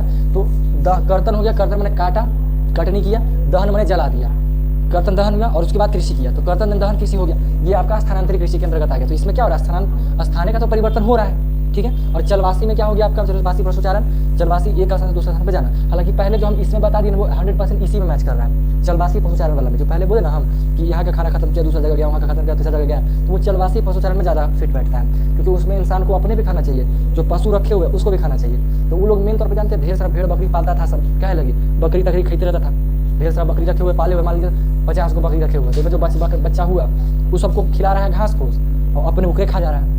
आदमी लोग ऐसा करता था, मजबूरी कहिए जो कहिए, सिस्टम नहीं था उसके पास कि कैसे रहना है। तो वो सब आदिम निर्वाह कृषि के अंतर्गत आता है। ये सब के सब में आप देखिएगा, गहन निर्वाह हो गया, आदिम निर्वाह हो गया, स्थानांतरित कृषि हो गया, चलवासी पशुचारण हो गया। ये समय व्यक्ति जीने के लिए ना कृषि कर रहा है, सिर्फ जीवन जीने के लिए कृषि कर रहा है। तो ये सारा का सारा निर्वाह कृषि के अंतर्गत आता है। ठीक है, अब एक हो जाता है वाणिज्यिक कृषि, सीधा सा बात, व्यापार करने के लिए काम करेगा, खेती करेगा व्यापार करने के लिए, तो उसमें वाणिज्यिक अनाज कृषि एक हो जाता है। इसमें क्या करेगा, एक ही फसल को बड़े मात्रा में उगाएगा मुनाफा के लिए, एक ही फसल को बड़ा मात्रा में उगाएगा मुनाफा के लिए। मिश्रित कृषि में फसलों उगाएगा, पशुओं पालेगा, दोनों काम करेगा। मान लीजिए उसके पास जमीन है, तो एगो में बकरी पाल रहा है, बकरियों पाल के बेच रहा है, एगो चिकन उकन पाल रहा है, इसमें से अंडों बेच रहा है, चिकनों बेच रहा है ना, खेतियों कर रहा है, मछलियों पाले के तालाब बनाए हुए, तो ये सब मिश्रित कृषि के अंतर्गत आ गया।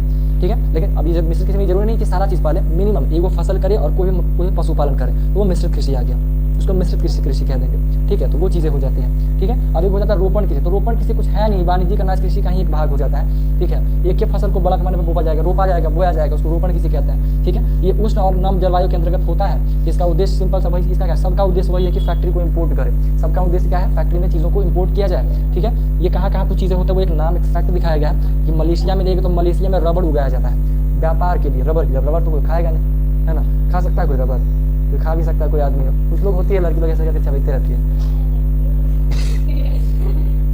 लड़की लोग चबाते रहती है, लोग को अच्छा लगता है करने में इसका, है ना, सही बोले ना।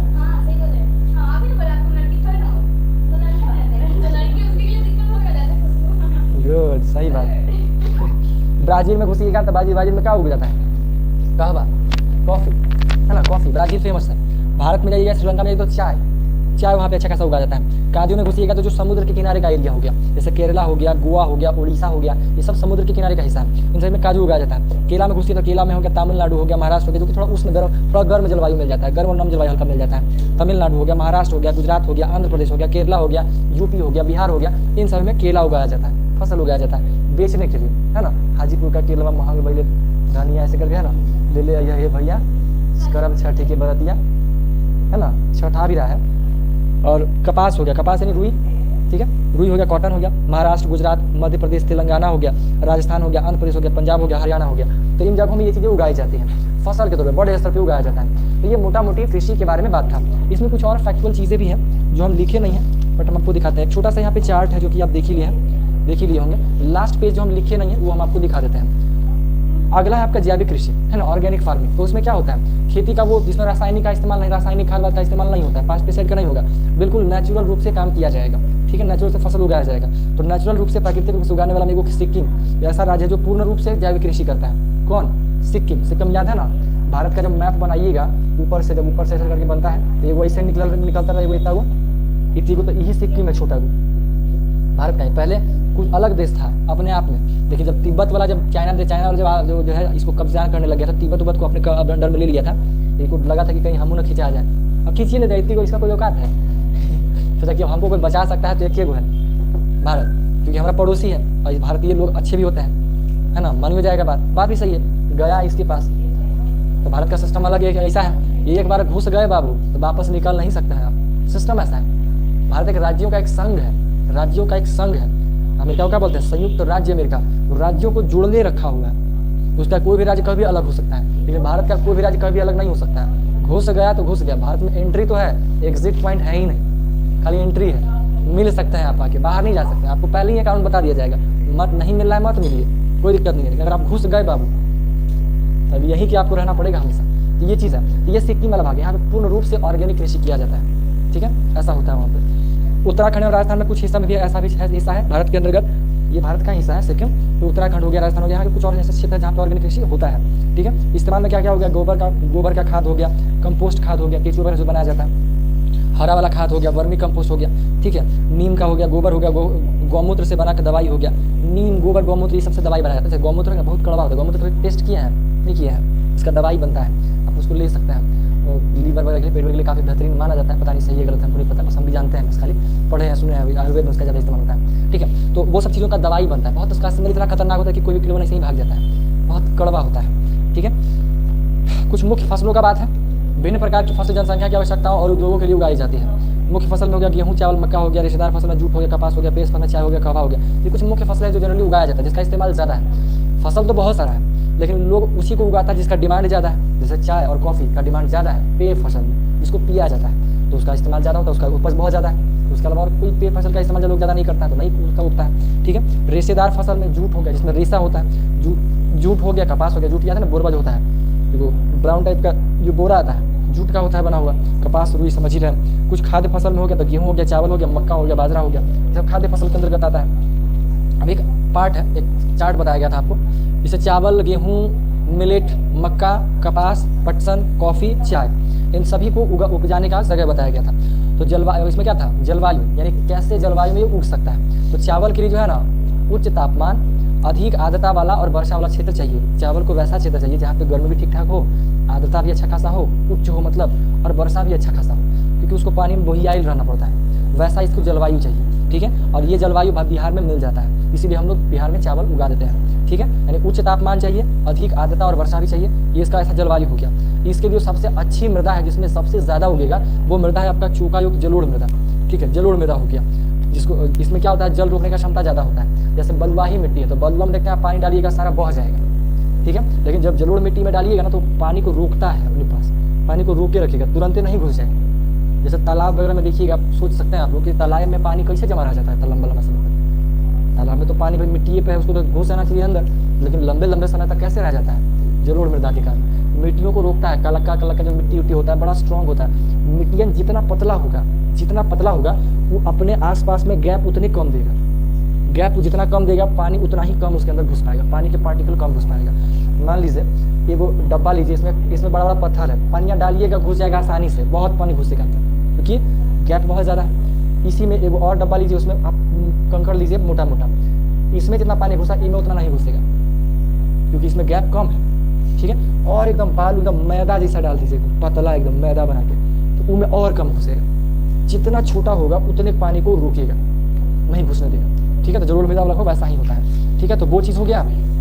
उसका उत्पादक का बात कीजिएगा, मैंने किस क्षेत्र में ज़्यादा उगाया जाता है, तो चावल हो गया, चीन हो गया, भारत हो गया, जापान हो गया, मिस्र हो गया, श्रीलंका हो गया, ये कुछ क्षेत्र है जहाँ पे इसका उत्पादक अच्छा खासा होता है। कुछ अन्य विशेषताओं का बात हुआ तो दुनिया का यानी विश्व का सबसे मुख्य खाद्य फसल कहा जाता है चावल को, लोग ज़्यादा इसको खाते हैं, मुख्य खाद्य फसल कहा जाता है इसको मेन तौर पर, है ना। देखते हैं ना कितना चावल खरीदे बिना उसको काम ही नहीं होगा।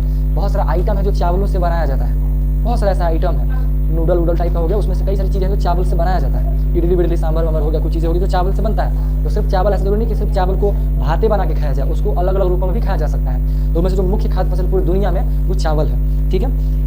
उष्ण और उपोष्ण कटिबंध प्रदेश का मुख्य आहार कहा जाता है। उष्ण और उपोष्ण कटिबंधीय प्रदेश का मुख्य आहार कहा जाता है। उष्ण कटिबंध उपोष्ण कटिबंध तो याद होगा, भूमध्य रेखा के बीच वाला हिस्सा 3 ताप कटिबंध में बांटा गया था, बीच वाला उसके बाद वाला, तो इन क्षेत्रों में जहाँ गर्मी होता है। अब ऊपर वाला जाइएगा शीतोष्ण वाला तो मिलने वाला है नहीं, शीत कटिबंध में नहीं मिलने वाला है, क्योंकि उधर तो उगवे नहीं करेगा, उधर के लोगों को गर्मा गर्म चीज़ चाहिए जो उनके शरीर में गर्मी दे, तो वहाँ के लिए तो नहीं है, ठीक है। ये हो गया। उसी प्रकार का सारा सेम चार्ट सबका बना हुआ है। गेहूं के लिए वर्धन काल में मध्यम तापमान और वर्षा कटाई के समय तेज धूप चाहिए, सुअपवाहित दोमट मिट्टी, यानी दोमट मिट्टी इसको चाहिए, सीधा सा बात, दोमट मिट्टी इसको चाहिए किसको, गेहूं के लिए। कहाँ कहाँ होता है तो अमेरिका में उगता है, कनाडा में, अर्जेंटीना में, रूस में, यूक्रेन में, ऑस्ट्रेलिया में, भारत में, ठीक है। भारत के शीत ऋतु में ये सब उगाया जाता है। इसका कोई विशेषता नहीं है, बट जो भी हो, मतलब बुक में नहीं था, विशेषता तो होगा ही, बुक में नहीं था तो नहीं देखे। मिलेट हो गया, तो मिलेट में क्या होता है, कुछ मिक्स टाइप का मोटा अनाज होता है, उसी को हम लोग मिलेट बोलते हैं। मोटे अनाज के रूप में जाना जाता है। भारत में उगाया जाने वाला मिलेट, ज्वार बाजरा रागी, भारत में ज्वार बाजरा रागी, ये कुछ अनाज जो मोटा होता है, ये सबको मिलेट कहते हैं। मैक्सिमम लोग अब गेहूं के बजाय मिलेट खाना पसंद कर रहे हैं, क्योंकि मिलेट हमारे शरीर के लिए ज़्यादा अच्छा है गेहूं के कंपेरिजन में। गेहूं में जितना पोषक है ना, उससे ज़्यादा अच्छा मिलेट्स के पास है। मोटा अनाज जितना भी है ना, वो तो हमारे लिए ज़्यादा अच्छा है। चाहे ये घोड़ा क्या खाता है, चना, ताकत देखते हैं कितना गजब का है, इतना ताकत है, उतना बड़ा पावर है उसमें ना, कि उसका घोड़ा के नाम पे तो भाई यूनिट बना दिया गया, हॉर्स पावर। हाँ, गुड़ भी खाता है ना, उसका यूनिट भी इकाई पड़ गया, हॉर्स पावर। समझ रहे कितना पावर है उसमें। तो ये चीज़ है, चना वना खाने का बात चलता है। तो मोटा अनाज कोई व्यक्ति खाएगा, उसमें ताकत आएगा ही आएगा। वैसे ही हो गया मक्का हो गया, मध्यम तापमान चाहिए उसको, उपजाऊ ये सुबह आप उपजाऊ मृदा चाहिए, मतलब वही है, मक्का तो खैर हालांकि कहीं भी उग जाएगा, उपजाऊ मृदा टाइप का। उत्तर अमेरिका, ब्राजील, चीन से करता है। कॉर्न के नाम से भी जाना था, इसका एक और नाम कॉर्न में था, पॉपकॉर्न सुन रखी है नाम, ठीक है। कपास में जाएगा तो उच्च तापमान चाहिए, हल्का वर्षा चाहिए, लगभग 200 सेंटीमीटर के लगभग के आसपास, 200 से 200 सेंटीमीटर के लगभग में चाहिए। पाला रहित मतलब उसमें ठंडा उंडा ना लगे। पाला देखते हैं, बर्फबारी वगैरह हो जाता है तो पौधों को पाला मार देता है, नहीं सुने नाम, तो नहीं सुनेंगे, गाँव में नहीं मिला है। पाला में क्या होता है ना, पौधे सूख जाता है, ठंडा इतना कस हो जाएगा कि पौधे सूख जाता है, ठंडा में सूख जाएगा, तो पाला मार देता है। तो पाला रहित होना चाहिए, ठीक है। कहाँ थे हम, ठीक है। और ठीक है, दिन और तेज चमकीला धूप, तेज चाहिए और चमकीला धूप चाहिए इसको। काला और जलोढ़ मृदा चाहिए, सबसे उत्तम होता है। कुछ क्षेत्र जहाँ पे उगाया जाता है। सूती वस्त्र उद्योग के लिए एक महत्वपूर्ण कच्चा माल कहा जाता है। पटसन क्या होता है, पटसन याद है ना, जूट इसको कहते हैं, उसी को पटसन भी कहते हैं, जूटवे को पटसन बोला जाता है। इसको उच्च तापमान, भारी वर्षा और आर्द्र जलवायु चाहिए। जलोढ़ मृदा इसके लिए उपयुक्त है। उष्णकटिबंधीय क्षेत्रों में उगाया जाता है। भारत और बांग्लादेश की इसके लिए मुख्य जगह माना जाता है। इसे सुनहरा रेशे के रूप में भी जाना जाता है, सुनहरा रेशा के रूप में इसको कहते हैं, क्योंकि इसका रेशा बड़ा पतला होता है, इसका कपड़ा भी अच्छा खासा होता है। खादी भंडार का नाम सुना है ना, समझाइएगा तो इसके कपड़े कुछ आपको मिलेंगे खादी टाइप का। कॉफ़ी हो गया, गर्म और आर्द्र जलवायु चाहिए। दोमट मिट्टी इसके लिए सर्वोत्तम है। ब्राजील हो गया, है ना, ब्राजील अग्रणी का मतलब हो गया सबसे आगे, यानी कॉफ़ी के उत्पादन में ब्राजील सबसे आगे है, फर्स्ट नंबर पे, ठीक है। कोलंबिया हो गया, भारत हो गया, इस भी कॉफ़ी उपजाया जाता है। पर्वतीय ढाल इसकी वृद्धि के लिए अधिक उपयुक्त है। पर्वत का जो ढलाऊ क्षेत्र ना, जहाँ पे समुच्च रेखीय खेती वगैरह होता है, याद होगा समुच्च रेखीय खेती, तो वो सब चीज़ें, वो सब क्षेत्र इसके लिए ज़्यादा उपयुक्त होता है कॉफ़ी के लिए। चाय के लिए क्या हो जाता है, तो ठंडा जलवायु चाहिए। वर्ष भर समान रूप में वितरित उच्च वर्षा, यानी कि पूरे साल भर में ऐसा क्षेत्र नहीं चाहिए जहाँ पे वर्षा कभी हो रहा है कस के, कभी नहीं, जैसे बिहार भर में वर्षा कस के वर्षा होगा, बाकी दिन गर्मा गया कस के गर्माएगा, ठंड होगा कस के ठंडाएगा, वैसा नहीं। इसको ऐसा क्षेत्र चाहिए जहाँ वर्षा ठंड गर्मी सब लगभग समानता होता रहे, नॉर्मली हो, समान रूप से, कोई ऊंचा नीचा नहीं, ठीक है। दोमट मिट्टी और ढलान वाला आवश्यकता इसको पड़ता है थोड़ा सा। पत्तियाँ को चुनने के लिए अधिक श्रम की आवश्यकता। अब इसका देखिए ना, इसको पत्ता है पूरा का पूरा, तो पत्तियाँ को चुनना पड़ता है, तो पत्ती चुनने के लिए इसको मेहनत ज़्यादा लग जाता है। ये हो गया। फिर उसके बाद आपका ये जो केसर देखते हैं, केसर में भी अच्छा खासा मेहनत लग जाता है। तो केसर में क्या करते हैं, केसर का फूल होता है, फूल का जो पंखुड़ी में अंदर डंटी टाइम रहता है ना, उसको लोग निकालते हैं। हाँ, टेस्टी होता है उसमें, क्योंकि उसका वो निकालना बड़ा मुश्किल है ना, फूल से क्या।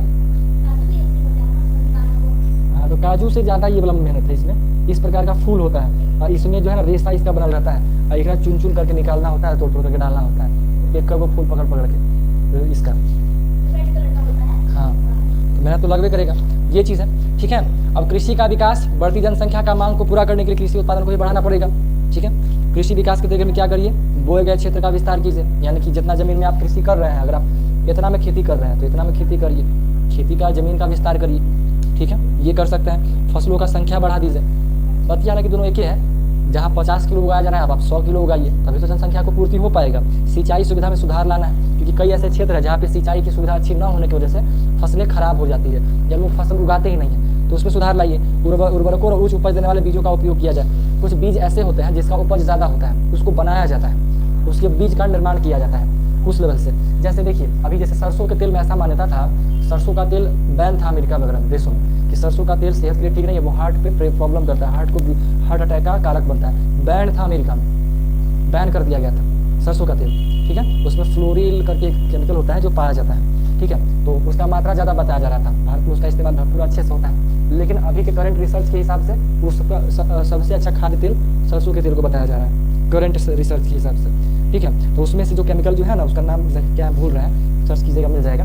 उसका मात्रा बोला गया था कि अगर तेल में 5% से कम है तो सेफ है, कोई दिक्कत नहीं है, ठीक है। लेकिन भारत में ऐसे सरसों का निजात कर लिया गया है जिसमें 2% से भी कम का वो वाला केमिकल पाया जाता है। ये और भी अच्छा है, समझे। मैंने सीधा सा बात है कि पहले के रिसर्च के अकॉर्डिंग सरसों के तेल को बुरा बताया गया, अब जो है रिसर्च के हिसाब से सरसों का तेल उत्तम खाद्य तेल है, सबसे उत्तम, ठीक है। लोग ब्राउन राइस खाता था, ब्राउन राइस ऑयल खाता था उसको।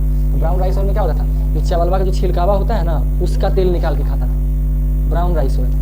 वो अच्छा होता है सेहत के लिए। तीसी का तेल भी आप खा सकते हैं, वो सब लोग खाते हैं, लेकिन वो सब महंगा आता है, सरसों के तेल से महंगा आता है। अब गरीब आदमी कहाँ से लेके आएगा। मैंने आंकड़ा दिखाए थे ना, 60 रुपये अगर एक प्लेट को पकड़िएगा तो 18,000 खाली खाने में जाएगा। अब आदमी का कमाई है 12,000, कैसे खर्चा करेगा ज़्यादा, तो नहीं हो पाता, ठीक, बट कोई नहीं, ठीक है। तो वैसे बीज का इस्तेमाल करना जो ज़्यादा उपज दे। कृषि में का मशीनरी करना है, मतलब मशीनों का इस्तेमाल करके कृषि, ठीक है। कृषि करने का तरीका होता है, जैसे अगर मान लीजिए एक किसान है नॉर्मल, ऐसी बो दिया होता है, उनको कुछ जानकारी नहीं है। जो समझदार किसान रहेगा, पढ़ा लिखा किसान रहेगा, जो एग्रीकल्चर वगैरह कर किसानी करने के लिए उतरेगा, तो वो पहले क्या करेगा ना, अगर मान लीजिए बोने वाला फसल, तो पहले मिट्टी को लेगा और मिट्टी का जाँच करवाएगा, और जाँच करवा के उसी पोषक तत्वों को देखेगा, चेक करेगा कि हमारे खेत के मिट्टी में पोषक तत्वों की मात्रा कितनी है, इसमें कौन सा फसल बोना चाहिए, कौन सा केमिकल डाले ना डाले, क्या डाले, सारा कुछ उसको डाटा मिल जाएगा। उसको समस्या समझ मालूम चल चुका है, अब वो फसल बोएगा अपने खेत के हिसाब से, और उस हिसाब से उसकी देख रेख करेगा, एक नंबर मस्त फसल उगा के दिखा देगा। नॉर्मली आदमी लोग क्या करता है, कुछ नहीं दिखता है, इसी बो देता है, जिसको जानकारी नहीं वो लोग बो देता है, तो धोखा में पड़ जाता है। तो ये सब जरूरी होता है, ठीक है। खाद्य सुरक्षा बढ़ाना, खाद्य यानी कि जो भोजन हमारे पास है उसकी सुरक्षा को बढ़ाना, है ना, मतलब किसे, है ना, भोजन की सुरक्षा को बढ़ाना। तो यानी कि जैसे हमारे भारत देश में क्या है ना, कि बहुत सारे किसानों के पास उगाता तो बहुत है, लेकिन उसके पास रखने का जगह नहीं है। कैसे, वो समझिए। कुछ लोग क्या है ना कि किसान लोग मान लीजिए 100 किलो अनाज उगा दिया, अब 100 किलो अनाज उसके उगा तो दिया, लेकिन उसके घर छोटा है, अनाज को रखने का जगह नहीं है, मजबूरन वो क्या करता है, वो अपना माल को सस्ते दाम में बेच देता है। किसान गरीबी तो हो गया। वहीं पे जो किसान रईस है, जिसके पास रखने का जगह ज़्यादा है, वो बेचेगा नहीं, सारा अनाज को स्टोर कर देगा। और कब बेचेगा, जब उसका दाम बढ़ जाएगा।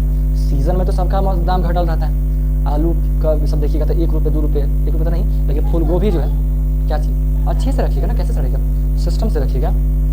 उसके पास तरीका होता है, कोल्ड स्टोरेज बनाया जाता है, इसमें सब्जियों को लंबे समय तक स्टोर किया जाता है। तो सब्जी छोटे अनाजों की बात कर रहा है ना, तो रह सकता है काफ़ी लंबे समय तक। तो जिसके पास रखने का जगह है, जो रईस किसान है, वो उसको क्या करता है, स्टोर करके रखता है, और तब बेचता है जब उसको दिख रहा है कि अब मार्केट का दाम इसका बढ़ गया है ना, समझे, तब वो बेचता है और अच्छा खासा मुनाफा कमाता है। अरे ढेर देर क्या कर दिए हम पढ़ाने में, हाँ भाई चलिए जो भी है। अच्छा हम खत्म करते हैं, 5 मिनट मामला खत्म करते हैं। आप लोग को देखना है कि हमको देखना है, छोड़िए हम देख रहे हैं ना। अरे सुनिए 5 मिनट में बस खत्म करते हैं मामला, समझे, आया बात समझ में।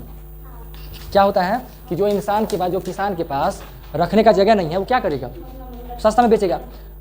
ए लड़की, जिसके पास जगह नहीं है वो क्या करेगा, बेच देगा सस्ता में। एक वो चीज़ हो गया, ठीक है ना। तो किसान सस्ता में बेच देता है, तो सब बातचीत मत कीजिएगा, भूल जाते हैं कुछ चीज़ बता रहे थे, ठीक है ना। तो सस्ता में बेच देता है, और जिसके पास जगह है वो महंगा समय आने पर बेचता है, तो वो चीज़ हो गया। तो क्या होता है, खाद्यान्न चीज़ों को बढ़ाता है। अब देखिए एक भारत में बड़ा अच्छा चीज़ था हमारे भारत देश के अंतर्गत में, उपवास का सिस्टम। उपवास बताया गया था कि हर एक एकादशी को रखने के लिए बताया गया था। चलो सोच के देखिए, उपवास व्यक्ति करता है तो उपवास करने की वजह से कितना खाना बचता था, कितना बचता है। आदमी जो अगर मान लीजिए एक दिन में 1 किलो अनाज अगर उसका खर्च था, उपवास की वजह से वो 1 किलो अनाज उस दिन नहीं बनेगा। और अगर पूरे भारत में 100 करोड़ लोग भी अगर उपवास किए, तो 100 करोड़ यानी कि 100 करोड़ 1 किलो अगर सब घर घर में उगता है, तो सोचिए देखिए कितना अनाज एक दिन में सुरक्षित होता था, कितना बचता था। लेकिन लोग उपवास करने में डर, अजीब अजीब नाटक करता है, लोग उपवास करता नहीं है। उपवास करता है आजकल के कोई, मतलब लोग करते हैं, बट आज टीवी वगैरह में जो ऐसा प्रचार वगैरह दिखा करके उपवास को खत्म कर दिया लोग, कह लो उपवास होता ही नहीं है, उपवास को खत्म कर दिया गया है कि भाई उपवास बकवास चीज़ है, सब छोटे फालतू चीज़ें सब नहीं करना चाहिए, ऐसा वैसा कर दिया गया है, जबकि ऐसा है क्या, नहीं है। तो बस मोटा मोटी तौर पे देखा जाए तो आपका इस तरह से चैप्टर खत्म हो जाता है। विश्व स्तर पर विकासशील देशों में गहन कृषि और विकसित देशों में वाणिज्यिक कृषि होती है। ये छोटा सा बात है, समझ ही गए। विकसित जो विकासशील देश है उसमें गहन कृषि होता है, यानी कि छोटा मोटा कृषि होता है जीविकोपार्जन के लिए, और जो विकसित है वो सब वाणिज्यिक कृषि होता है। विकासशील मतलब जो विकास की राह पे है, और विकसित जो यानी कि जो विकसित है, ठीक है। जैसे भारत विकसित में नहीं कहा जाएगा, विकासशील में अभी भारत हमारा चल रहा है, विकास हो ही रहा है भारत में, बहुत सी ऐसी चीज़ें हैं। विकसित बिहार पर प्रोजेक्ट बनाए थे, अभी विकसित बिहार होगा ना, अभी है थोड़ी, करेंटली विकसित बिहार है अभी आज के टाइम पे? विकसित भारत पर बनाए थे, बिहार पे नहीं। तब विकसित भारत भी आज है नहीं ना है, उसका डेट बोले हो ना कितना 2000 कितना 47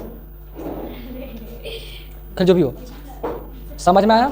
तो ये पहला चैप्टर का पूरा बात था। जल्दी से एक बार रिवाइज कर लीजिए फिर छुट्टी कर देते हैं। पैसा कमाने का क्षेत्र, आर्थिक क्षेत्र कितने प्रकार का? 3 क्षेत्र में भागा हुआ। पहला क्या है? टर्शियरी। प्राइमरी में क्या होता है? सेकेंडरी में हाँ वस्तु में बदला जाता है। और तृतीय क्षेत्र में क्या होता है? हाँ किसको सेवा और सहयोग देता है? प्राइमरी और हाँ प्राथमिक और द्वितीय क्षेत्र को तृतीय क्षेत्र सेवा और सहयोग प्रदान करता है। ठीक है। कृषि क्या होता है? फसल, फल, सब्जी, फूल, पशुपालन, ये सबको बड़े स्तर पे करना फसल कहलाता है, मतलब कृषि कहलाता है। सॉरी, कृषि एग्रीकल्चर 2 शब्दों से मिलकर बना हुआ है। एग्री यानी जिसको हाँ कल्चर, तो मृदा, एग्री का मतलब क्या होता है? मृदा, और कल्चर मतलब कृषि करना। इन दोनों शब्दों से मिलकर बना हुआ है। कृषिगत भूमि किसको कहते हैं? वो जमीन फसल उगाया जाता है।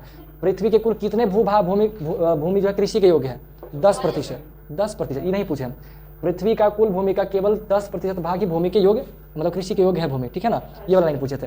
एग्रीकल्चर क्या होता है? कृषि करना। सेरिकल्चर, पीसीकल्चर, मत्स्य, बीटीकल्चर, हाँ हार्टिकल्चर, हाँ कृषि तंत्र में क्या होता है? ये सब चीज़ें है ना, हाँ ये सब चीज़ें समझ भी हो गया। कृषि वाला काम हो गया। चलिए, कृषि कितने प्रकार का?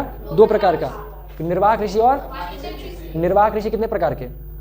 मेन तौर पे 2 प्रकार को समझिएगा। गहन निर्वाह कृषि, छोटे भूभाग यानी कि अपने परिवार के भरण पोषण के लिए सामान्य औजार से किया गया कृषि गहन निर्वाह कृषि कहलाता है। समझे ना, औजार सामान्य होगा, अपने परिवार तक का ही भरण पोषण कर सकता है।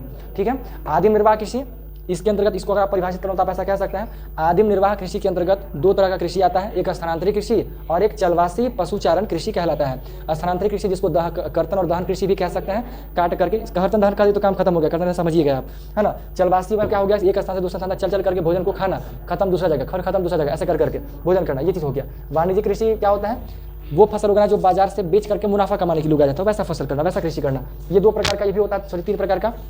वाणिज्यिक अनाज कृषि, एक के फसल बड़ी मात्रा में। मिश्रित कृषि, फसलों उगाएगा, पशुपालन भी करेगा। रोपण कृषि में एक के फसल, एक के पौधा रहेगा, बड़ा पैमाने पे उगाएगा लगभग। तो रोपण कृषि, वाणिज्यिक कृषि, अनाज कृषि लगभग एक ही प्रकार का है। ये प्रकार के कुछ देश हैं, कुछ स्थान है जहाँ पे चीज़ें उगाई जाती है। बस बात खत्म, समझ में आया ना।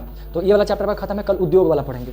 तो आइए कल, और कुछ डाउट हो तो आप आराम से पूछ सकते हैं, कोई दिक्कत नहीं है। आप लोग का लिखा गया पूरा? और पेज कहाँ है जी? पेज बोला कुछ ना फाड़िएगा ना, दिखिएगा कुछ हो तो हो जाएगा खेला। खेला हो जाएगा। हाँ